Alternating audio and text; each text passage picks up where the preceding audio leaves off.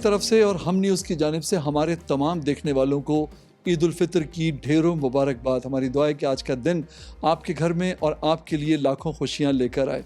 ईद का दिन खाने खिलाने का दिन तो होता ही है। इसमें सिवैयाँ खाई जाती हैं, इसमें मीठे जो हैं वो खाए जाते हैं, खिलाए जाते हैं, और उसके साथ साथ ईदी जो है उसकी खुशी अपनी एक अलग होती है। छोटों को इस बात का इंतज़ार होता है कि वो लम्हा कब आएगा जब बड़ों से उन्हें ईदी मिलेगी, और बड़े भी बड़े एक्साइटेड होते हैं कि बहुत सारे छोटे ख़ानदान के छोटे बड़े तमाम लोग उनके आसपास जमा हो जाएंगे और एक ऐसा माहौल बनेगा जो पूरे साल में नहीं बनता। लेकिन मेरे लिए ईद उल फितर और ईद उल अज़हा जो है वो इन सारी खूबियों और सारी अच्छाइयों के साथ साथ एक ऐसा त्यौहार भी है जिसमें मुझे उन लोगों से मिलने का मौका मिलता है जिनसे मैं प्यार करता हूँ, जो मुझे टाइम देते हैं, और शायद पूरा साल उनके साथ उतना टाइम नहीं मिल पाता क्योंकि ईद की छुट्टियां होती हैं, फुर्सत होती है। तो ईद का त्यौहार इस हवाले से मेरे लिए बड़ा मुनफरिद होता है। आज के दिन भी मैंने कोशिश की कि अपने साथ साथ मैं अपनी एक ऐसी फेवरेट शख्सियत से आपको मिलवाऊँ जो आपके लिए जानी पहचानी है, किसी तारुफ की मोहताज नहीं है। जब भी स्क्रीन पे आते हैं एवरग्रीन पर्सनैलिटी हैं, उसी तरह अच्छे लगते हैं जब उनको हमने पहली दफ़ा देखा था, चाहे हम अपने ज़िंदगी के किसी भी मोड़ पे और किसी भी स्टेज पे थे। कॉमेडियन हैं, होस्ट हैं, और बेशुमार खूबियाँ इनके अंदर हैं, और उसके अलावा ये कि हमारे एक लिविंग लेजेंड भी हैं। तो मैं खुश आमदीद कहूँगा और ईद मुबारक कहूँगा जनाब हनीफ राजा साहब को। अस्सलाम वालेकुम। वालेकुम अस्सलाम। ईद मुबारक। खैर मुबारक हनीफ भाई, आपको भी बहुत बहुत ईद मुबारक हो। शुक्रिया, बहुत शुक्रिया। सबसे पहले तो मैं आपका शुक्रगुजार भी हूँ कि आपने हमें टाइम दिया, और इतनी सारी मसरूफियात और मेहमानों के बीच में किसी को टाइम देना बहुत बड़ी बात होती है। नहीं, आप लोगों का बहुत शुक्रिया, हम न्यूज़ का बहुत शुक्रिया, आपकी टीम का बहुत शुक्रिया। आप लोग तशरीफ़ लाए, बहुत अच्छा लगा। ईद का दिन तो होता इसीलिए कि अपने दोस्त अहबाब के घर जाया जाए या वो आए तो उनको वेलकम किया जाए। तो आप लोग आए तो बहुत अच्छा लग रहा है भाई। बहुत शुक्रिया, बहुत शुक्रिया। हनी भाई ये बताइए, बचपन की ईद से शुरू करते हैं। बचपन की कोई बहुत यादगार ईद? बचपन की ईदें तो तमाम ही यादगार होती हैं। एक्चुअली बचपन तो होता ही ईद है। क्या बात है, ठीक है ना। और बचपन की जो ईदें होती हैं तो उसका तो निमुल बदल है ही कोई नहीं। वो सबके साथ ही हुआ होगा, मेरे साथ भी बहुत हुआ और ऐसे ही किया। सबसे बड़ी एक्साइटमेंट जो होती थी ना बचपन की ईद की, वो ये होती थी कि जो नए कपड़े हैं, नए जूते हैं। आपको पता है नए जूते की खुशबू भी बड़ी अलग होती थी। क्या बात और बार बार डब्बा खोल के देखते थे, मौजूद है ना। बेशक। और तसव्वुर में ये देख रहे होते थे कि हम ईद वाले दिन ये पहन के घूम रहे हैं। वो कपड़े उनको सूंघते थे, उनके जो नएपन की खुशबू होती थी ना फैब्रिक की, वो बड़ी अच्छी लग रही होती थी। तो उस वक्त जो है ना टेलर को कपड़े दिए जाते थे। अब कपड़े देकर आ गया, उसने बोल दिया कि भाई आपको 10 दिन में 15 दिन में मिल जाएंगे। हम रोज़ पूछने जा रहे हैं कितना हो गया, वो बोल रहे हैं हाँ आस्तीन काट दिए। अब कितना हो गया, हाँ कॉलर काट दिया है। अब कितना, वो भी सर पकड़ के बैठ जाता था कि भाई बस करो। और आप यकीन करें कि उस वक्त एक ऐसी फीलिंग्स होती थी, ऐसा लगता था एक एक घंटा हम सोचते थे कि यार ये जो लम्हात है ना ये कहीं मुंजमद हो जाए, ये ठहर जाए किसी तरह। तो बचपन की ईद का नेमुल बदल तो कोई है ही नहीं। और इम्पॉर्टेंट चीज़ जो होती थी वो तो आपको पता ही है क्या होता था, ईदी। वो होती थी ईदी। हाँ। और ईदी की कैलकुलेशन जो है ना हर बच्चा वो अभी भी करता होगा, लेकिन उस वक्त 15वें रमज़ान से शुरू कर दिया करता था कि यार मुझे मामू से ईदी लेनी है, मुझे फुप्पी से ईदी लेनी है, मुझे खाला से ईदी लेनी है, और जो जो बड़े हैं घर के उनसे अम्मी अब्बू से कितनी लेनी है। तो वो ईद के दिन वो मामलात वो बड़े मज़ेदार होते थे। और ईदी इकट्ठी करके फिर ईदी का बार बार गिनना। अच्छा, मेरे 2 सवाल हैं आपसे हनी भाई।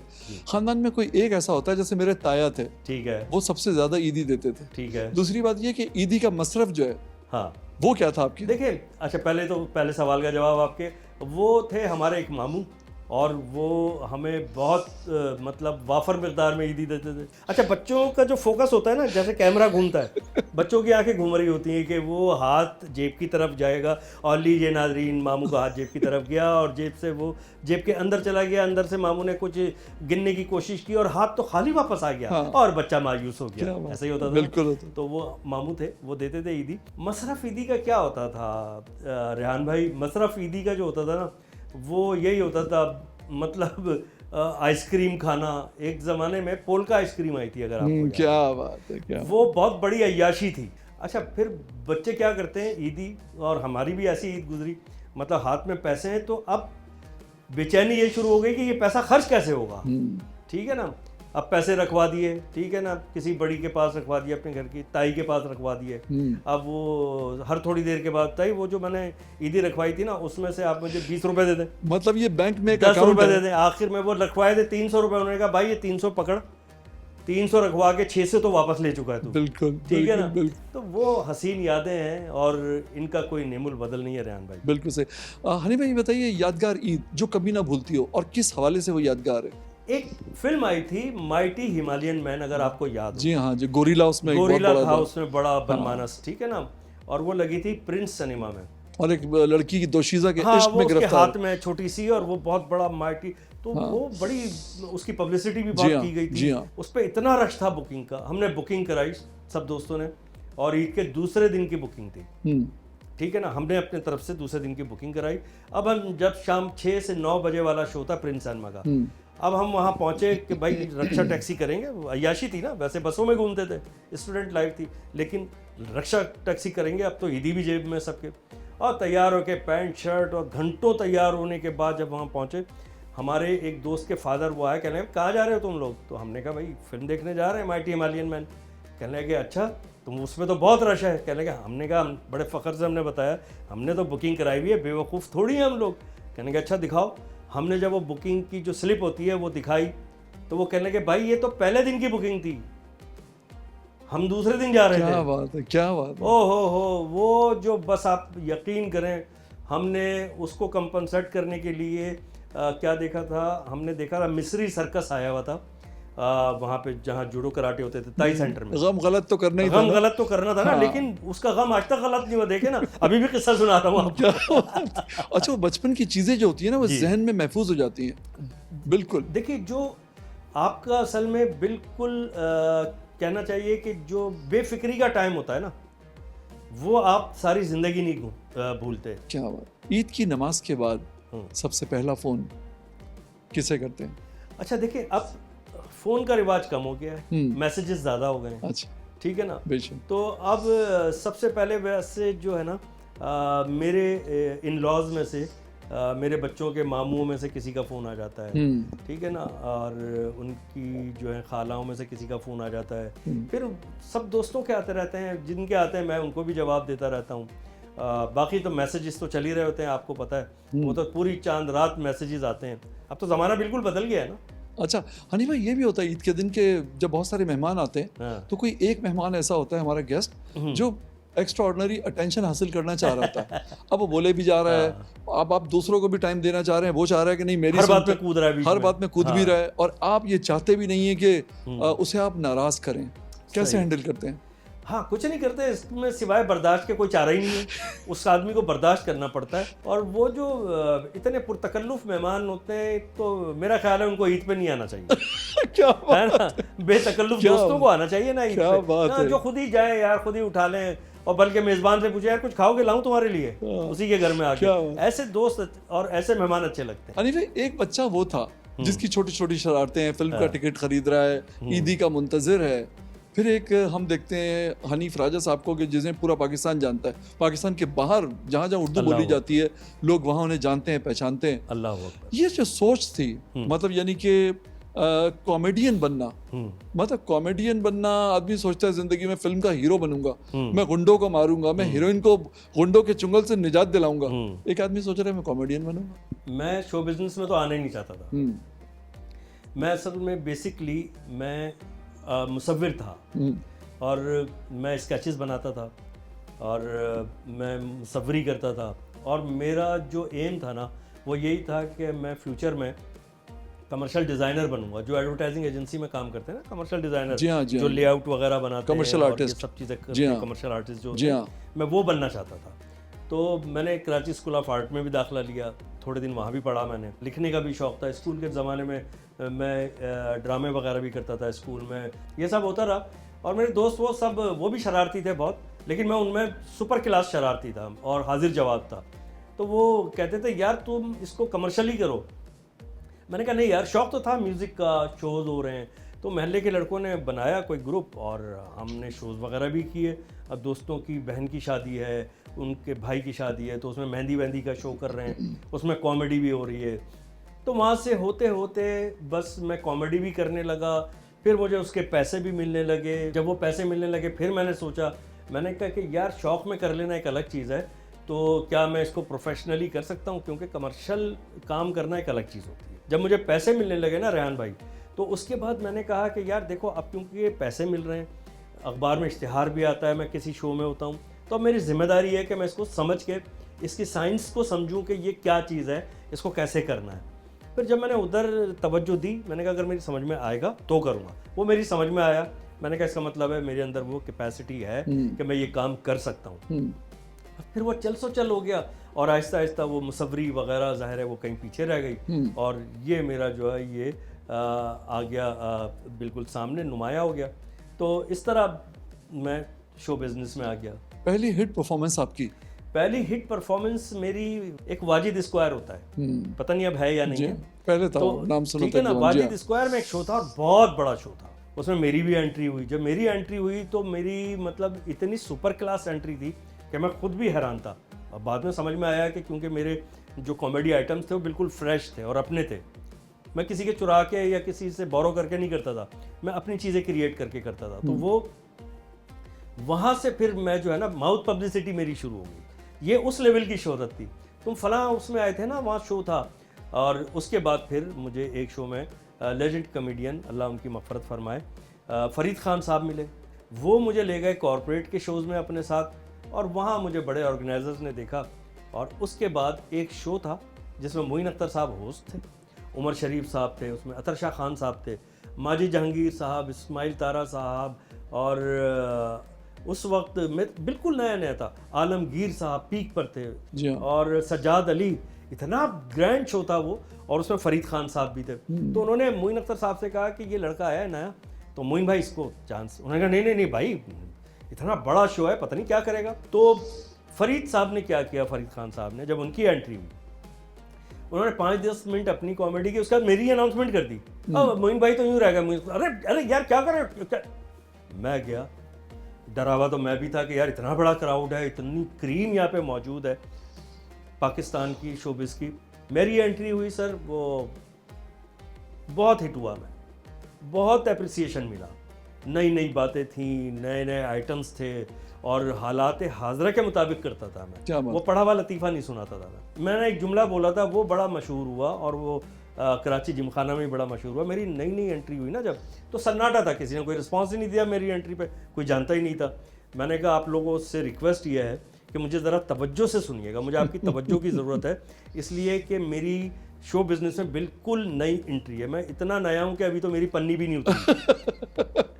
तो वो मेरा जुमला बड़ा मशहूर हुआ। फिर जो वो एक बहुत बड़ा टर्निंग पॉइंट था, ये अल्लाह पाक मौक़े फ़राहम करता है, सिचुएशंस अल्लाह बनाता है, थोड़ा सा सब्र करना पड़ता है, अल्लाह से दुआ करें, अपनी मेहनत करें। आपकी बात काटते हुए मैं एक सवाल ये करना चाह रहा हूँ, टीवी पे एक तो कॉमेडी हम देखते हैं थिएटर में, थिएटर तो है ही मशहूर कॉमेडी के हवाले से, टीवी पे हमारे यहाँ हसीना मोइन के प्लेस जो थे, जिसमें अनकही था या और दूसरे प्लेस थे, उसमें बड़ा खूबसूरत यानी कि कॉमेडी भी होती थी।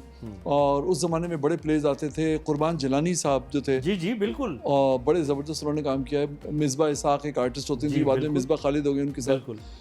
तो मेरा कहने का मकसद ये है कि टेलीविज़न से वो कॉमेडी का जो एक म्यार था, वो अब टेलीविज़न से कॉमेडी कहाँ चली गई? बड़ा उम्दा सवाल है आपका, और बड़ा वैलिड सवाल है आपका। ये वो लोग थे जो सिचुएशन में ढल जाया करते थे। हसीना मोइन साहिबा की खुसूसियत ये थी कि वो एक बड़ी अच्छी संजीदा वन लाइन में बहुत अच्छे तरीके से ना इसको मिज़ाह को सम अप करती थी, और बहुत अच्छे क्लास के एक्टर्स होते थे, वो उसको समझ के बहुत अच्छे डायरेक्टर्स होते थे।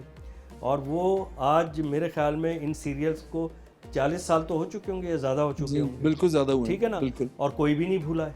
और इवन चले मैं और आप अगर उसका जिक्र कर रहे हैं तो कोई बात नहीं, जो मेरे बच्चे हैं वो किसी ना किसी तौर पे उसका थोड़ा सा क्लिप देखते हैं, वो उनको अपील करता है, फिर वो कहते हैं कौन सा सीरियल है, फिर वो पूरा सीरियल देखते हैं। तो मरीना खान को आज भी उसी तरह प्यार करते हैं लोग, शहनाज शेख को, धूप किनारे के साजिद हसन को, साजिद हसन साहब को उसी तरह प्यार करते हैं, बिल्कुल, ठीक है ना, इसी तरह पसंद भी करते हैं। तो सर मैं यही बोलता हूँ कि कोई भी फन पारा जो है वो नया या पुराना नहीं होता, वो अच्छा या बुरा होता है। अच्छा, मैं माफ़ी चाहता हूँ, कुर्बान जलानी साहब का एक जुमला था हाँ। मिसबा साहब के साथ जो वो प्ले कर रहे थे, उसमें जब वो कोई बात करती थी कि मैं ये काम कर लूँ तो वो एक जुमला कहते थे, मैंने कहा तुमसे। तो अक्सर उस एपिसोड का जो खात्मा होता था, एंड होता था, वो इसी जुमले पे होता मैंने था। कहा तुमसे। वो कहती है जी मैं घर चली जाऊँ, मैंने कहा तुमसे। हाँ, और यहाँ ड्रामा तो वो इतना हिट हो गया था, मैंने कहा तुमसे। यार एक प्ले था उल्टा चिल्ला, और उसमें खालिद निजामी साहब थे, क्या खालिद बात। भाई। मैं और मेरा एक दोस्त था बचपन का, आफ्ताब, हमारे घर पे देख रहे थे वो। हम जिसको दोहरा हो जाना कहते हैं ना, हंस हंस के, और उसके तो फंदा लग गया था हंसते हंसते। तो मतलब टीवी की कॉमेडी ऐसी कि वो आपको हंसा हंसा के पागल कर दे, तो कोई तो बात थी ना।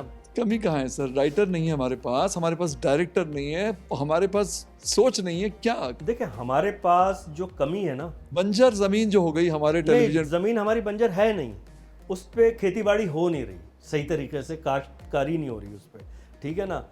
सब कुछ है आपके पास, हर चीज़ अल्लाह ने दी हुई है। इसकी एक बहुत बड़ी मिसाल जो है हम टीवी है।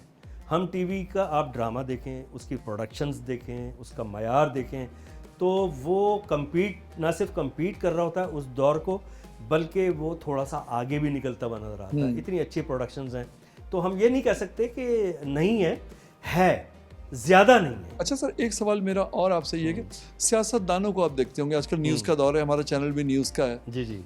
सियासतदानों में आपको लगता है कि कोई सियासतदान, क्योंकि कभी कुछ कहते हैं, कभी कुछ कहते हैं, कभी कुछ कहते हैं, तो बाज़ दफ़ा हंसी भी आती है, तो कौन सा सियासतदान बड़ी अच्छी कॉमेडी आप तो करता बात ही कंप्लीट कर दिया आपने कि वो सियासतदानों पे जब आप हंसते हैं तो फिर आप मुझ पे कॉमेडियन होने का इल्ज़ाम क्यों लगा रहे हैं? है? क्या बात है, क्या बात है।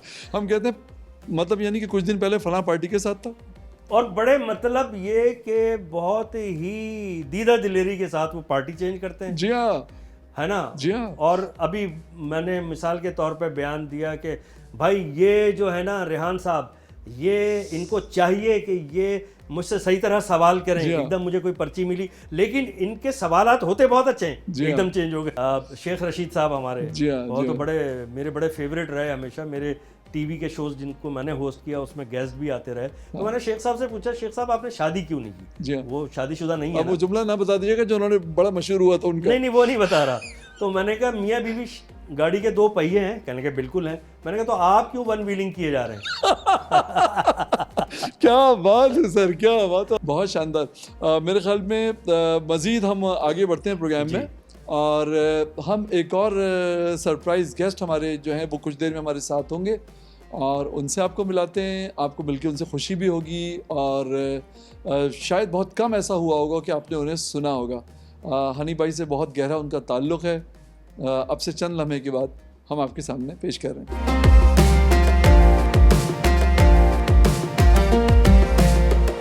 जी, तो हमने आपसे कहा था कि कुछ देर में हम आपको मिलवाएंगे एक बहुत ख़ास मेहमान से, एक बहुत ख़ास शख्सियत से, जिनका बहुत गहरा ताल्लुक़ है हनीफ राजा साहब से, और इनका नाम है अहमद राजा।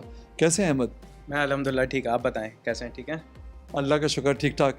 अहमद, अपना तारुफ अब खुद ही करा दो, मैंने तो एक मुख्तसर करा दिया, तफसील से खुद करा दो। मेरा नाम अहमद राजा है। I am an IBA graduate, और मेरा इवेंट मैनेजमेंट का बिज़नेस है और कंस्ट्रक्शन का है, और हनीफ राजा साहब का बेटा हूँ। क्या बात है, माशाल्लाह। हनीफ राजा साहब जैसी शख्सियत जिसे दुनिया जानती है, और तुम जो हो इतने अरसे तक छुपे क्यों रहे, सामने क्यों नहीं आए? अब तुमने कुछ प्लेस वगैरह किए हैं, एक तो उनके बारे में बताओ, और फिर ये बताओ कि तुम गायब क्यों रहे मंजर से इतने अरसे तक? शुरू में इनिशियली मतलब पापा का यही होता था कि जो है पढ़ाई पे फोकस रखो। मैंने कहा पहले ग्रेजुएट हो जाओ, फिर उसके बाद देखना। फिर अपना बिज़नेस सेटल करने में लग गया। तो 2 अपॉर्चुनिटीज़ मिली थी, एक किसी प्राइवेट चैनल पे मिली थी, एक हम टीवी पे ही मिली थी। मीम से मोहब्बत में मैंने एक्टिंग की थी। आदिल का रोल था मेरा, जो FIA का रिप्रेजेंटेटिव होता है और उसको धनानीर को गाइड कर रहा होता है। तो काफ़ी अच्छा अल्हम्दुलिल्लाह रिस्पांस आया था। तो देखें इंशाल्लाह और कोई अपॉर्चुनिटीज़ मिलेंगी तो ज़रूर करूँगा। तुम्हें लगता है अहमद कि तुम अगर शुरू से एक्टिंग में आ जाते, क्योंकि एक ज़माने में कहते थे कि जी पढ़ोगे लिखोगे बनोगे नवाब, खेलोगे कूदोगे होगे ख़राब। आजकल के दौर में तो हम देख रहे हैं कि जो लोग एक्टिंग कर रहे हैं और जो लोग खेल कूद रहे हैं वो ज़्यादा कमा रहे हैं, और जिसके पास डिग्री है वो CV लेके फिर रहा है। तो तुमने नहीं सोचा कि मैं डायरेक्ट एक्टिंग शुरू कर दूँ? ये था कि पैरेलल लेके चलना चाहिए था उस टाइम पे, पढ़ाई तो नहीं छोड़नी चाहिए थी। I am very grateful for what IBA has given me. IBA के नाम से ही बहुत आपको अच्छी क्या बोलेंगे, मतलब रिस्पेक्ट मिलती है आपको, स्किल्स आपकी पॉलिश होती हैं IBA में। तो पढ़ाई, मेरी डिग्री मैं ये नहीं बोलूँगा यूज़लेस है, वो बहुत काम आई है और प्रैक्टिकल लाइफ में बहुत काम आई है। बट यस, अगर एक्टिंग का शौक़ था, एक्टिंग करनी थी, तो यू आर राइट कि पढ़ाई छोड़नी नहीं चाहिए थी, बट साथ साथ पैरेलल लेके चलना चाहिए था। बड़ी मसरूफ़ शख्सियत हैं, ईद की छुट्टियों में भी घर पे नहीं होते, कोई प्ले कर रहे होते हैं, तो ईद फिर किस तरह से गुजारते हो?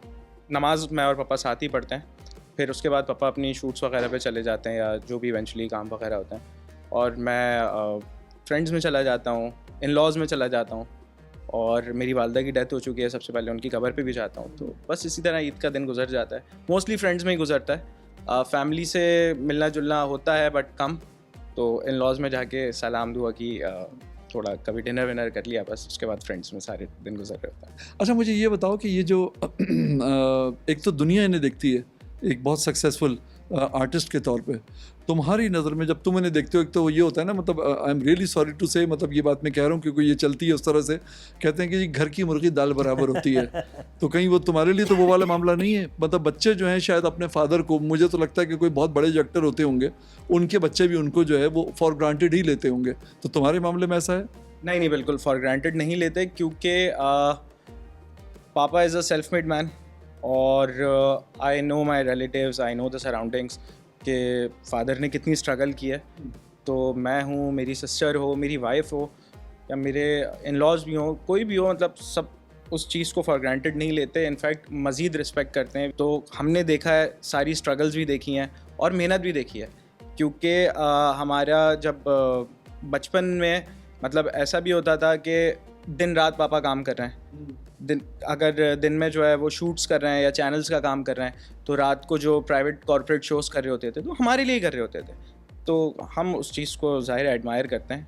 हाँ, apart from that I see him as a very strict father, तो वो अलग चीज़ है, बाकी कुछ नहीं है। नहीं, मैं ऐसा कोई स्ट्रिक्ट फादर हूँ नहीं। असल में बात यह है कि ये जो है ना, इससे मेरी बड़ी अंडरस्टैंडिंग भी है, और ये 2 बच्चे हैं मेरे, एक ये माशाल्लाह अहमद है बड़ा, इससे छोटी बेटी है और माशाल्लाह वो भी MBBS डॉक्टर है। तो बच्चे ये समझ रहे होते हैं कि जब आप उनको समझाते हैं ना, तो उनको ऐसा लगता है कि शायद हम पे सख्ती की जा रही है। वो एक्चुअली सख्ती नहीं होती, वो उनके हक़ में बेहतरी के लिए सख्ती कह लें या उनको गाइड करने के लिए एक कुछ बाउंड्रीज़ बना दी जाती हैं। क्या बात है, क्या तो बात है। माशाल्लाह देखें ना, मुझे तो बड़ा फ़ख्र होता है, अल्लाह पाक का शुक्र अदा करता हूँ कि अल्लाह ने अच्छी औलाद दी, फर्माबरदार औलाद दी, तमीज़दार औलाद दी। अभी जैसे जैसे वक्त गुजर रहा है माशाल्लाह और मैच्योर हो रहा है, अपनी चीज़ों को और पॉलिश कर रहा है, और मुझे बड़ी उम्मीद है इससे इंशाल्लाह ये बहुत कुछ करेगा और कर रहा है माशाल्लाह। कहाँ देखना चाहते हैं शोबिज़ में अहमद को? देखिए, मैं सिर्फ शो बिज़नेस में नहीं, मैं अहमद को ओवरऑल मैं एक बहुत सक्सेस मैन देखना चाहता हूँ, और इवन मैं अपने से ज़्यादा कामयाब इंसान देखना चाहता हूँ। ये हर बाप की ख्वाहिश, हर बाप की ख्वाहिश होती है, अपनी औलाद को अपने से ज़्यादा कामयाब देखना चाहता हूँ। क्या बात है। और ये बाप होता है जिसकी ये सोच होती है। बिल्कुल ऐसा ही है। तो बहुत सारे बच्चों में जो अक्सर प्रॉब्लम्स होते हैं, थोड़े बहुत प्रॉब्लम मेरे बच्चों में भी होंगे, क्योंकि अभी उनका तजर्बा नहीं है, जाहिर। ज़हीन बहुत है। मैं हमेशा एक बात समझाता हूँ, सिर्फ अपनी औलाद को नहीं, मैं सबको कहता हूँ कि भाई एक दीवार है और एक लो IQ का आदमी जो वहाँ से होकर आया है उसको पता है उसके पीछे क्या है। एक बहुत ज़हीन आदमी अंदाज़ा लगा सकता है। तो एक्सपीरियंस का कोई नेमुल बदल नहीं है, वो वक्त के साथ साथ आता है। बाकी अल्लाह पाक इसको बहुत कामयाब करे, मेरी बहुत दुआएं हैं। जो इससे मिलता है, इससे बात करता है, इसको टीवी पे भी देखता है, तो वो बहुत खुश होता है। और मैं तो एक ये ऑन एयर भी मशवरा दूंगा, इस वक्त सोशल मीडिया का दौर, और इसने मुझे खुद लगाया था कि पापा आप सोशल मीडिया की तरफ क्यों नहीं आ रहे। और जब मैं उधर आया तो एकदम इंटायरली एक बहुत बड़ा चेंज आया, लोगों ने मेरी चीज़ें देखना शुरू कर दी और मेरा भी इंटरेस्ट डेवलप हुआ। और अब इसको मैं यही मशवरा दूंगा कि सोशल मीडिया की तरफ आओ। इस वक्त पॉडकास्ट और वीलॉग्स और बहुत मटेरियल है अच्छा सोशल मीडिया पे करने के आपकी एक बात मुझे बड़ी अच्छी लगी है कि आजकल के जो हमारे ओल्ड स्कूल जो पेरेंट्स हैं जी, वो ज़्यादातर ये सोचते हैं कि हम बच्चों को गाइड करेंगे। हाँ, लेकिन आपने कहा कि आपने उनकी भी तजर्बे से हाँ। इस जनरेशन के तजर्बे से भी आपने सीखा और अपने आप को आपने फिर मोल्ड भाई किया मैं उस तरह। टीवी पे कर रहा था और बहुत रिस्पांस मिल रहा था। हाँ। उस जमाने में सोशल मीडिया आ चुका था और लोग मेरे प्रैंक्स की नकल कर रहे थे और अपने नाम से कर रहे लेकिन थे। आपको खुद अंदाजा नहीं था मुझे अंदाजा ही कि नहीं मतलब था। इसको भी आपने एक्सप्लोर करना गुस्सा आता था कि मेरे बाप की चीजें हैं और ये अपने बाप की समझ रहे हैं। क्या बात। ठीक है ना। तो ये मुझे कहता रहता था, तो मैं कहता था नहीं कोई बात नहीं यार अहमद, छोड़ो कोई बात नहीं, करने तो दुनिया नकल कर। ये कहता नहीं आप गलत कर रहे हैं, आप अपनी चीज़ों को दिखाएं तो सही कि आपकी चीज़ें हैं, ये आज की जनरेशन को भी पता चले। जब मैंने ऐसा किया तो इसकी बात बिल्कुल ठीक थी। तो अब मैं इसको कहूँगा कि भाई ये सोशल मीडिया पे आएँ और इंतज़ार ना करें किसी टीवी के सीरियल का। अब वो वक्त आहिस्ता आहिस्ता गुजर रहा है, जी हाँ। ठीक है ना, वो सीरियल्स का और उसका कि आप उसके इंतजार में अब बैठे तो रहें। हर आदमी के हाथ में अपना टीवी है। हाँ, आप में टैलेंट है तो प्रूफ करें। आपके हाथ में बस। अपना टीवी है, बिल्कुल सिंपल। बहुत शुक्रिया अहमद आपका, बहुत सारी दुआएं आपके मुस्तकबिल के लिए, आपके फ्यूचर के लिए, और माशाल्लाह दुआ गो आपके साथ बैठे हुए हैं और हमारी दुआएं भी इसमें शामिल है। एक छोटा सा ब्रेक लेते हैं।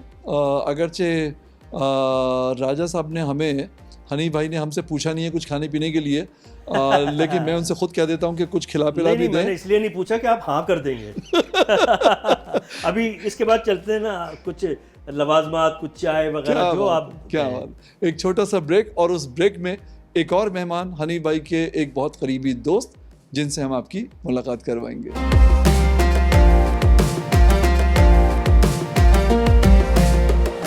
जी, तो अब वो सबसे ख़ास लम्हा आ गया है जो ईद के दिनों में बहुत ज़्यादा अहमियत का हामिल होता है, और वो होता है ईद के दिन डाइनिंग टेबल, मेहमानों की खातिर तवाज़ो का लम्हा। बहुत सारे लोग जो हैं वो खिलाकर खुश होते हैं अपने घरों में, और कुछ जो हैं वो दूसरों के घरों में जाकर खाकर खुश होते हैं। लेकिन हमारे जो मेहमान हैं आज के, वो हरगिज़ उनमें से नहीं है। उनकी मोहब्बत है कि वो हनी भाई के पास तशरीफ़ ला रहे थे, तो हमने रिक्वेस्ट की कि वो भी हमारे साथ जो कुछ गुफ्तगू करें, तो उन्होंने इस पर रज़ामंदी का इज़हार किया। आप सबके जाने माने, किसी तारुफ़ के मोहताज नहीं, और वही बात जो मैं हनी भाई के बारे में कह चुका हूँ वही इनके बारे में भी कहूँगा कि जहाँ जहाँ दुनिया में, जिन जिन मुल्कों में, जिन जिन कोनों में उर्दू समझी जाती है, वहाँ इनकी फ़ैन फॉलोइंग मौजूद है, इनसे प्यार करने वाले मौजूद हैं। वन एंड ओनली जनाब काशिफ खान। कैसे हैं आप सर? मैं बिल्कुल ठीक हूँ। ईद मुबारक आपको और आपकी तमाम देखने वालों को। बहुत शुक्रिया काशिफ भाई, खैर मुबारक। काशिफ भाई ये बताइए कि ईद का दिन जो है कैसे गुजारते हैं? आपको सो के गुजारते हैं या कोई मसरूफियत होती है? तो देखिए, बड़ों से मिलने जाते हैं और हनीफ भाई हमारे बड़े हैं माशाल्लाह, तो अक्सर मुलाकातें रहती हैं, और ख़ास तौर पर उस वक्त जब और मसरूफियात होती हैं, जैसे हमारी शोबिस की होती हैं, तो वहाँ पर मुलाकातें हो जाती हैं, लेकिन थोड़ा बहुत सो भी लेते हैं। काशिफ भाई ये बताइए कि एक होते हैं ईदी देने वाले और एक होते हैं ईदी लेने वाले, आप किन में हैं? देखिए, हम तो अब ईदी देने वालों में शुमार हो गया हमारा, क्योंकि जो जितने बच्चे थे ना, वो सब जो हैं वो बच्चे ही रह गए। हमें लगता है हम शायद बहुत बड़े हो गए, तो ईदी देनी पड़ती है इस बार। बिल्कुल सही। इस दफ़ा का जो रेट चल रहा है ईदी का, वो क्या है? भाई हमारे यहाँ तो यूनिवर्सल होता है, एक 500 रुपये का नोट होता है सबके लिए, बस। सही है। उसमें जो है फिर हम कोई इसमें वो नहीं करते कि भाई किसी को कम देनी है, किसी को ज़्यादा दे दी। कौन सी ऐसी शख्सियत है आपकी ज़िंदगी में जिसको ईदी देकर बहुत खुशी होती है? घर वालों को ईदी देख के बड़ी खुशी होती है, और बहनों को ख़ास तौर पे। बिल्कुल सही है, बिल्कुल सही है। ज़िंदगी की कोई बहुत यादगार ईद जो भुलाए ना भूलती हो? देखिए, बचपन की तो सारी ईदें शानदार थी। वो जो वही छुटपन में होता है ना, 2-2 रुपये ईदी मिलती थी, और वो 2 रुपये इतने हो जाते थे कि वो खर्च नहीं होते थे। फिर कज़न्स की प्लानिंग होती थी कि भाई ईदी जमा करके यहाँ जाना है, वहाँ जाना है। नॉर्मली पिकनिक्स प्लान होती थी कि भाई पैसे जमा हुए तो अब पिकनिक पे जाएंगे। तो उस ज़माने में इतना रुझान नहीं था जैसे आजकल फार्म हाउसेस का हो गया ना, कि तमाम लोग पैसे मिला के जाते हैं। तो कहीं आउटडोर होती थी, पिकनिक पे जाते थे। एक चेंज और आया है रेहान साहब, वो है ईद पर फिल्में। यस, पहले फिल्म एक इतनी बेहतरीन और बड़ी तफरी होती थी ना कि हम इंतज़ार करते थे, और ऐसा भी होता था कि कुछ फिल्में ऐसी होती थी कि उनकी बुकिंग पे इतना रश होता था, और वो जो बुकिंग को संभालने वाले में खड़े होते थे ना, दादा अरे तुम लोग एक तरफ हो जाओ, इधर से हटो सामने से, और पाइप उन्होंने मोड़ा हुआ होता था, उससे मारते भी थे, लाइन सीधी कराते थे, और लाइनों में लग के और मार खा के बुकिंग करवा रहे हैं फिल्म की, और जब देखने पहुंचे फ्लॉप फिल्म निकलती थी, खुला टिकट मिल रहा है। अच्छा, फिल्मों के हवाले से आपने बताया, ईद की फिल्मों के हवाले से मिड 80s सर में आप ये तो लेना रेहान भाई, जी हाँ, मैं ले थोड़ा सा प्लीज ये मिड 80s में या लेट 80s में जो फिल्में आती थी ईद की, जी जी। उनके नाम भी बड़े दिलचस्प होते थे। मसलन मसलन पाकिस्तानी फिल्में जो सिनेमा पे लगती थी, बैंकॉक, मनीला की बिजलियां, मनीला की बिजलियां, बैंकॉक के शोले, हाँ, हांगकांग के जनरेटर्स, ठीक है ना। बिल्कुल। अच्छा, ईद के हवाले से मैं बताऊं कि ईद और चांद रात की जो बात है, जो ईद और चांद रात तो एक दूसरे के साथ साथ काशिफ हैं। और लो। तो एक बड़ा यादगार वाकया चांद रात का कि मैं कुछ कपड़े, एक सूट जो था हाँ। किसी खातून का, तो वो आ गया जिक्र आ गया। हाँ, वो बता ही दें वो खातून कौन थी। वो हमारी भाभी थी या होने वाली, उस वक्त हुई नहीं थी वो। हाँ, वो उस वक्त नहीं हुई थी, वो हमारे घर का वाकया। तो किसी खातून का वो पीको वगैरह के लिए दिया था, और रात के 1 बज गया। तो 2-3 दफा मैंने टेलर के पास चक्कर लगाया, तो उसने कहा भी थोड़ी देर में दे रहा हूँ, थोड़ी देर में दे रहा हूँ। तो 1 बज गया, और उस जमाने में एक बहुत बड़ी चीज होती थी हमारे बचपन। नहीं सर, तो मेरे भाई को आखिर में गुस्सा आ गया, मेरे बड़े भाई को। उन्होंने कहा क्या हुआ भाई, वो कपड़े नहीं मिले। उसमें नुमाया तौर पे शलवार एक बड़ी नुमाया थी, क्योंकि शलवार पे कुछ पीको का काम था, उसके पांचों पे, और ये खवातीन के जो शलवार हाँ। तो मेरे भाई ने मुझसे कहा कि तुम चलो मेरे साथ, तो मैं चल के बात करता हूँ कौन सा टेलर है। वो टेलर के पास बड़े गुस्से में गए और जाकर कहा कि इसकी शलवार कहाँ है। उन्होंने टेलर से कहा, टेलर भी कोई पहुंचा हुआ था, वो काम करते करते उसने देखा, कहने लगा इसकी शलवार इसने पहनी हुई है। उसने कहा मैं इस शलवार की बात नहीं कर रहा, वो जो सूट की है, वो शलवार जो फंसी हुई है यहाँ पे शाम से। उसने कहा अच्छा वो शलवार, उसने बस अभी 15 मिनट में दे रहा हूँ। तो ये जो जुमला है मुझे बड़ा वो उस वक्त जो है क्लिक कर गया कि इसकी शलवार पहनी हुई है। वाह वाह वाह। इस तरह के वाक़े होते थे, पता है। वो अक्सर ही होता था हरी भाई कि जो हम कपड़े सिलने के लिए देते थे, वो कभी कभी दर्जी जो है वो दुकान बंद करके ही चला जाता था। तो फिर कपड़े फंस जाते थे। भाई दर्जी के घर पहुंच जाते थे लोग, पथराव करते थे। अच्छा, तो मुझे बताइए कि ईद के दिन किस चीज का इंतजार सबसे ज्यादा होता है, सिवैयों का, ईदी का, या छुट्टी का? नहीं, हमें तो वो जो शीर खुरमा होता है ना, उसका रहता है, क्योंकि वो बहुत ज़रूरी है। छुट्टियां तो रहती हैं ज़िंदगी में और सब चीज़ें चलती रहती हैं, लेकिन शीर खुरमा जो ईद वाले दिन का होता है ना, वो जब नमाज पढ़ने के लिए निकलने से पहले वो एक चमचा जब मुंह में जाता है, भी है ना वो। काजी भाई ये बताइए मुझे, माशाल्लाह बहुत सारे बहन भाई थे आपके, तो मेरा कहने का मकसद ये है कि उन बहन भाइयों में ईद जो थी वो किस तरह से वो होती थी, ईदी का क्या सिलसिला रहता था, और फिर ईद की तैयारी, ईद के कपड़े और ये सारी चीजें? भाई एक ही थान में से सबके सूट बनते थे। वो एक थान आ जाता था, वो पता नहीं कोई 16 मीटर का होता था, सस्ता भी पड़ता होगा ना, और वो एक ही तरह के सबके जो है वो कपड़े बनते थे। तो ये अब्बा बनवाते थे? जी जी, जाहिर है। तो वो जाके दर्जी को क्या बोलते थे, ये भाई थान आ गया, ईद का यूनिफॉर्म सी दो। ऐसे ही समझ ले तकरीबन। ईद की मुनासबत से कोई शेर सुना दे, आपको सुना है बड़े शेर याद हैं? हमारे ज़माना तो ये था ना, वो पोस्ट कार्ड और ईद कार्ड्स का था, तो हम अक्सर यही लिख देते थे कि भाई ईद आई है बड़ी धूमधाम से, और जिसका नाम लिखे कि भाई छोटे मियाँ उछल पड़े सेवैयों के नाम से। तो और वो ज़माना बड़ा अच्छा था जब ईद कार्ड हुआ करते। पोस्ट कार्ड देखे, वो एक्टर्स के पिक्चर्स वाले पोस्ट कार्ड्स होते थे, और उस पे और बड़े तोहफे जाते थे, पता है। फिर वो म्यूजिक वाले आ गए, एक ज़माना हुआ, और एक तो बहुत ज्यादा चला, उसके अंदर शेर जो था वो बड़ा घिस पिट भी गया था, ईद का दिन है गले हमको तो गाना है ना फिल्म का वो, लेकिन पोस्ट कार्ड्स पे भी लिखा हाँ, ईद का दिन है, ईद का दिन है, गले हमको लगा कर मिलिए, रस्में दुनिया भी है, मौका भी है, दस्तूर भी है। क्या बात थी, क्या बात है, क्या बात है, माशाल्लाह। काशिफ भाई ये सवाल मैंने कुछ देर पहले हनी भाई से भी किया था। जब मेहमान आते हैं ना घर में बहुत सारे, तो कोई एक होता है जो बहुत ज़्यादा अटेंशन हासिल करने की कोशिश करता है। अब वो बात में आप गुफ्तगू किसी से कर रहे हैं, वो बीच में कूद रहा है और वो चाह रहा है कि जी उसकी तरफ सबकी जो अटेंशन है वो डाइवर्ट हो जाए। कैसे हैंडल करते हैं? और आप उसे नाराज़ भी नहीं करना चाह रहे। बस ये होता है कि वो पता लग जाता है, एक आध आता है अक्सर कि जो बहुत ज़्यादा उछल रहा होता है, तो उसको फिर ये है कि थोड़ा इग्नोर करते हैं। अब क्या करें, ईद का दिन है। अच्छा, आजकल फैमिली गैदरिंग्स भी ना ये वाली कम हो गई हैं, वरना पहले तो ये होता था ना, कोई ज़रा सा बहाना हुआ, सब बहन भाई मिल बैठे। अब ये है कि ईद बकरीद या फिर आपको पता है कि खुशी या कोई गम का मौका हो तो ही मिलते हैं, बाकी तो बस यही फ़ोन रह गया, आप एप्लीकेशन से, ईद कार्ड भी यही हो गया, खैर खैरियत भी यही हो गया, चीज़ मोबाइल में आ गई है ना। और ये एक यूनिवर्सल बहाना है कि भाई पहले तो छपते थे, हाँ, अब तो ये भाई तो काशिफ अब ने आज ईद वाले दिन मेरे घर आना था, तो मेरी इनसे फ़ोन पे बात हुई, ठीक है ना। फिर मैंने कहा तुम आ जाओ, घर आ जाओ, तो बैठेंगे, गपशप करेंगे, और हमारे रेहान साहब भी आ रहे हैं, हम न्यूज़ के, तो अच्छा लगेगा ज़रा। तो इन्होंने कहा बिल्कुल, फिर ये मेरे साथ कनेक्ट रहे। अब अगर मैसेज पर ही सारी बात होती तो शायद हम इस तरह मिल भी नहीं पाते। हनीफ भाई ने ये नहीं किया कि मैसेज किया या बात हो गई, फॉलो अप रखा और पूरी बात, और अल्हम्दुलिल्लाह हम एहतमाम भी देख रहे हैं, सारी लजीज मिठाइयाँ। और तो आप सब लोगों ने चीज़ें। कुछ इसमें से लिया नहीं रेहान भाई? कुछ बिल्कुल, please? जरा कुछ गुफ्तगू काशिफ? कर लें, 2-3 सवाल काशिफ हाँ, भाई से बिल्कुल, और। बिल्कुल जी जी प्लीज़। मैं ये कहता काशिफ भाई कि आजकल जो सियासतदान हैं, पॉलिटिशियंस जो हैं, उनको हम देखते हैं कि एक्टर्स और कॉमेडियन से ज़्यादा टाइम मिल रहा है स्क्रीन पे। कभी दिल नहीं चाहा आपका कि मैं जो हूँ शिफ्ट कर जाऊँ अपना जो प्रोफेशन है और मैं सियासतदान बन जाऊँ? मुझे दिल चाह रहा है और काम भी जारी है इंशाल्लाह। अन करीब आपको कुछ मिलेगा।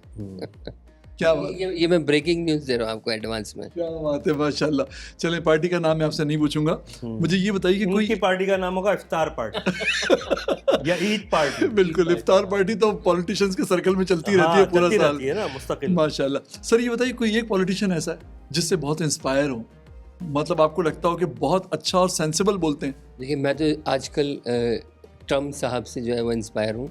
बड़ा एबनॉर्मल बोल रहे हूँ।